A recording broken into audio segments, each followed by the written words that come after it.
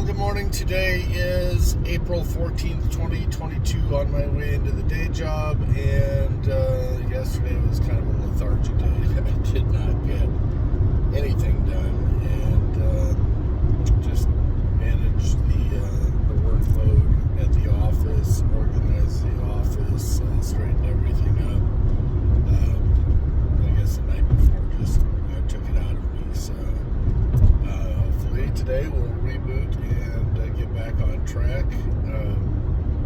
Did not do any after hours work for the primary source of income, but I did go out and did exceptionally well on the secondary source of income, and today is payday for the primary source of income. So hopefully Jim will get into the office first thing this morning in order to be able to do payroll, and we'll get that up and running so that I can pay bills and whatnot through a good chunk towards one of the credit cards yesterday, because today was the deadline date, and wanted to make sure that I got that in prior to its due date. And we'll be taking the excess cash from the primary source of income from payday today and just holding that and banking it so that we can throw a huge lump sum and potentially pay off one of the other credit cards. Today I have to go pick up things for Easter. I asked Tracy and suggested to her, you go buy and I'll go fly, so she can go buy the stuff, and she did on Walmart.com and set up a 9 o'clock to 10 o'clock pickup time over at Walmart. So I talked to them yesterday when I was over there to make sure that I knew what their process was, to make it a lot easier to guarantee that I'll be able to pick that stuff up. It seems like a fairly easy, straightforward process. Do have a backup plan like we mentioned yesterday. I've got an email in case that doesn't work with the information. Supposedly I have an email I need to check and make sure that that's there today. And excuse me. Then I'm also going to not do the secondary source of income tonight. So unless there's a primary source of income after hours work, I'm planning on going over and finishing a project that we started for our anniversary. Tracy wanted a picture of Jesus Christ and a lion, and went to Michael's to go see, hey, how much would it cost to have this framed, and it was like $540. And at that point in time, I had the money lined up, but I wanted to pay off the credit card. That was a higher priority, so I wanted to reach that milestone, and so I did not go forward with the project. So hopefully today, after work, we should be able to run over to Michael's and complete that process and have them start to make the frame, so that it will be ready for Mother's Day. And so that's the plan for today as far as after hours work. During the day today, I really do need to get motivated to try and finish up these taxes. As far as work, I still plan on doing secondary source of income on Friday and Saturday for sure, and probably from lunch to end of business day on Sunday. It will not give me the massive paycheck that I want, but I think I have 2 or 3 more pay periods that would really knock it out of the park in order to be able to pay off the second credit card. So that would mean that we paid off the VW car loan. We paid off one credit card with a limit of $2,000, and now we're working on a third one that has a limit of $4,000, and hopefully we'll be able to pay off the third card with that had almost a $4,000 balance. So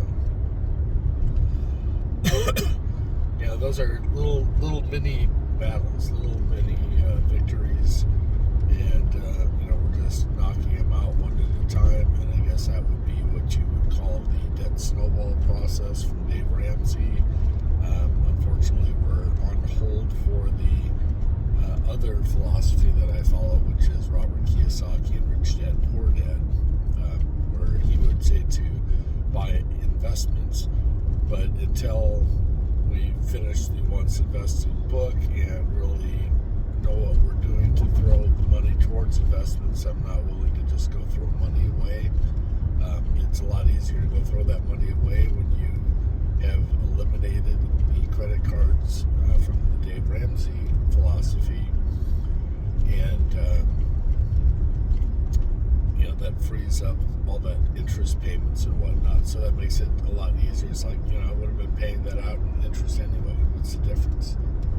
So taking losses. So as we're learning and winning and losing, hopefully more winners than losers, you'll kind of understand the financial methodology that we're going after this. So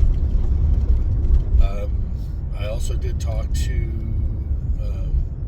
an individual from one of our clients from the day job, and asked them, how do you dissolve a corporation? And she said you have to get a debt release or tax release form from the Arizona Department of Revenue, and then you just file with the ACC, the Arizona Corporation Commission.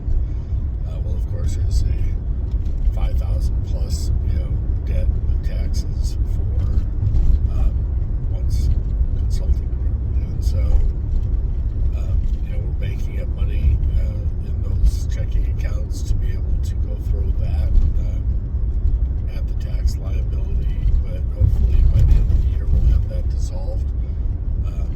That's kind of like give up this corporation to go set up a Nevada corporation and just do the process over again, and potentially setting up a corporation for doing the day job stuff. This is all part of the financial structuring in order to reduce any liability, to not have all of our eggs inside of one basket, if you will,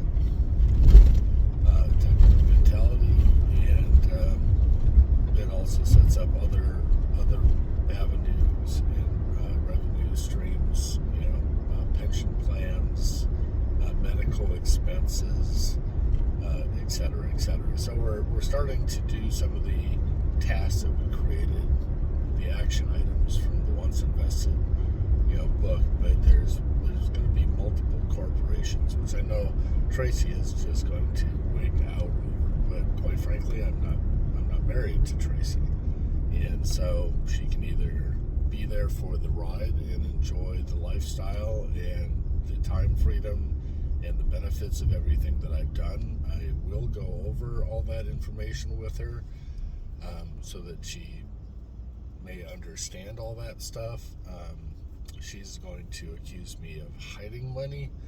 It's not really a matter of hiding money. It's a matter of pigeonholing that money. It's a matter of spending money differently and categorizing that money, getting rid of the debt, making it so that because we don't have a retirement plan, that we have things in place that will take care of the family, and so it's a matter of educating her along that path, creating a vision, a plan of action, and ultimately it's going to come down to, what's your plan? And she's obviously not going to have a plan, and so what, you just want to lose your source of income as you get older and not have something that's going to sustain you and give you the lifestyle that you currently have, and or a greater lifestyle. And so I know for her it'll be a little bit difficult because it'll be something that she doesn't understand, and because she doesn't understand it, it's a lot easier to try and nuke it. And rather than nuking, you probably should come to the table and try and understand how one business can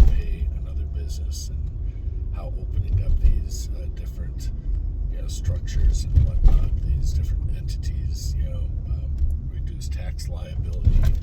They open up doors for investment to set aside money for your future. It still helps you to maintain your current lifestyle, and depending on how well you do in those different entities, will give you the potential for a greater lifestyle. So, at any rate, that's where we're at. That's kind of like a little snippet of the master plan, and that's what we're going to continue working on. So.